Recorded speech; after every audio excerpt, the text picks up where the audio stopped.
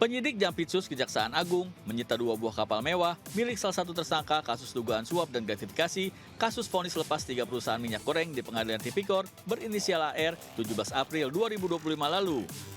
2 buah kapal mewah tersebut terparkir di dermaga Marin, Pademangan, Jakarta Utara.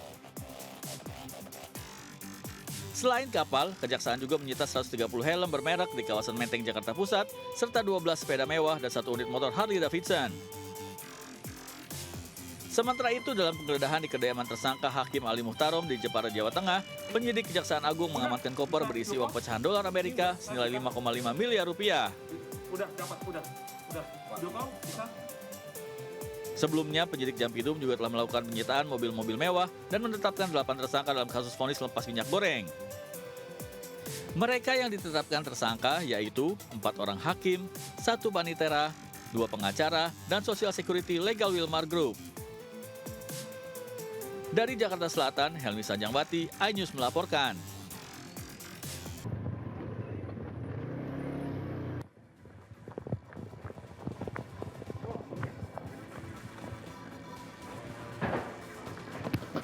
Setelah mendapat informasi, jajaran Reskoba Polres Jember menggerebek rumah Muhammad Ridho di Desa Wonosari, Kecamatan Buger, Jember, Jawa Timur. Saat digerebek, residivis kasus narkoba ini tengah berada di kandang ayam belakang rumahnya.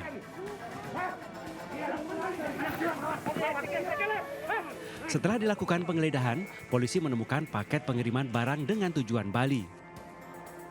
Saat dibuka, petugas menemukan sabu seberat 11 gram disembunyikan dalam boneka mainan.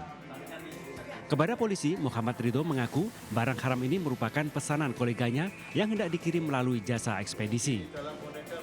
Bersama barang bukti, pelaku diamankan ke Mapolres Jember guna penyelidikan lebih lanjut. Dilakukan penggeledahan terhadap kotak tersebut, yaitu kotak kardus. Ternyata di situ ada beberapa macam barang di hadapan keluarganya maupun perangkat desa atau Pak RT yang ada di sana, disaksikan oleh mereka. Itu ditemukan ada beberapa barang, salah satunya adalah sarung, kemudian boneka, sehingga di situ ditemukan barang bukti berupa beberapa klip sabu, ya, narkotika golongan 1 jenis sabu, total berat sekitar 11 gram. Polisi terus mengembangkan kasus tersebut guna membongkar jaringan narkoba yang lebih besar. Dari Jember, Jawa Timur, Bambang Sugiarto, iNews melaporkan. Sebuah lapak bensin eceran sekaligus tambal ban di Jalan Jati Baru Raya, Tanah Abang, Jakarta Pusat terbakar usai ditabrak taksi ugal-ugalan. Sejumlah warga dan pengendara yang berada di lokasi tersebut panik karena api semakin membesar dan menyambar sebuah pohon. Api kian membesar karena ada tumpahan bensin eceran.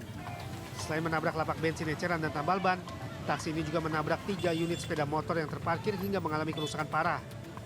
Ironisnya, taksi tersebut bukannya berhenti, namun justru kabur meninggalkan lapak bensin yang terbakar. Api yang berkobar hebat akhirnya berhasil dipadamkan warga dengan peralatan sederhana. Oh. Ya udah tuh begitu nabrak dia. Nabrak apa, Bu? Itu tempat apa? Bensin eceran. Iya, bensin eceran. Terus langsung lari ke taksinya tadi, Bu. Taksinya langsung lari tadi. Usai kejadian, pengemudi taksi yang sempat melarikan diri ke arah stasiun Tanah Abang berhasil ditangkap warga di sekitaran stasiun Tanah Abang dan diserahkan ke polisi. Dari Jakarta Pusat, Rani Sanjaya melaporkan.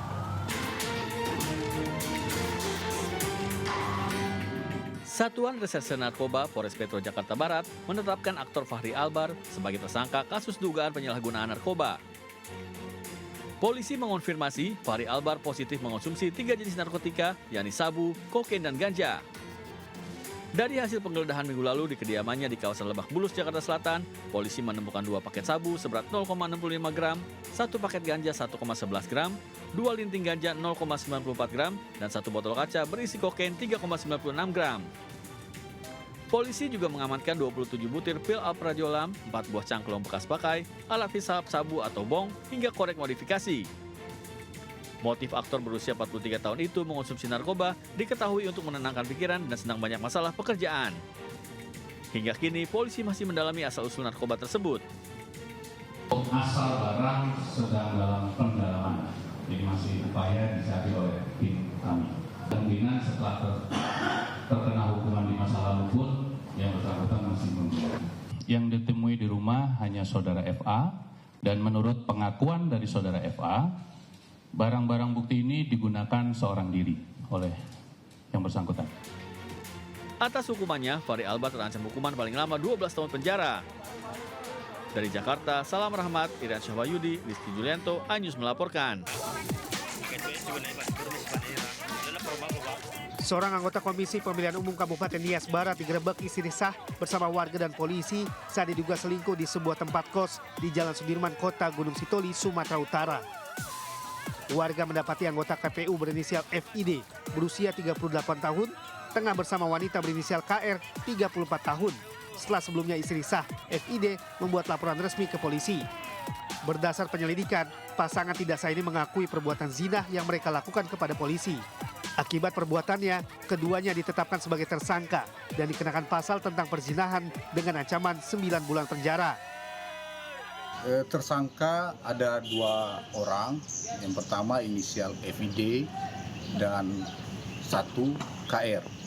Nah, benar salah satu dari tersangka tersebut sebagai profesi komisioner KPU di Kabupaten Nias Barat.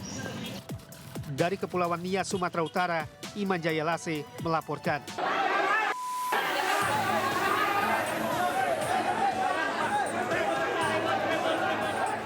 Dua orang pria tak dikenal ini langsung diusir paksa oleh massa pendukung Hasto dari lobi utama Gedung Pengadilan Negeri Jakarta Pusat.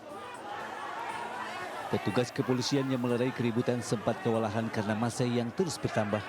Kedua pria ini diduga akan membuat kegaduhan saat proses sidang kasus dugaan suap pengurusan pergantian antar waktu PAW anggota DPR untuk Harun Masiku dengan terdakwa Sekjen PDIP Hasto Kristianto.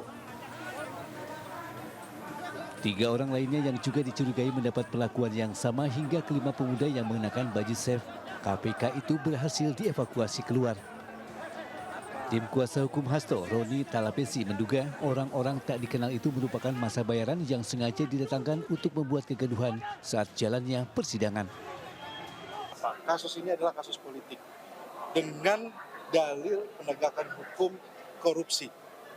Jadi ini adalah kasus politik yang dipaksakan, yang terbukti bahwa banyak yang punya kepentingan sehingga harus membayar pendemo, harus membayar massa atau orang-orang yang mohon maaf tidak mengerti apa persidangan ini juga pun tidak mengerti. Mereka memakai baju, mencetak baju, yang artinya apa? Bahwa ada yang punya kepentingan terhadap kasus ini. Sementara di ruang sidang Tipikor, Majelis Hakim kembali menggelar sidang kasus dugaan suap pengurusan antar waktu PAW anggota DPR untuk Harun Masiku dengan terdakwa Sekjen PDIP Hasto Kristianto. Sidang kali ini masih mengagendakan mendengarkan keterangan saksi. Dari Jakarta Pusat, Ranitsun Sanjaya, iNews melaporkan.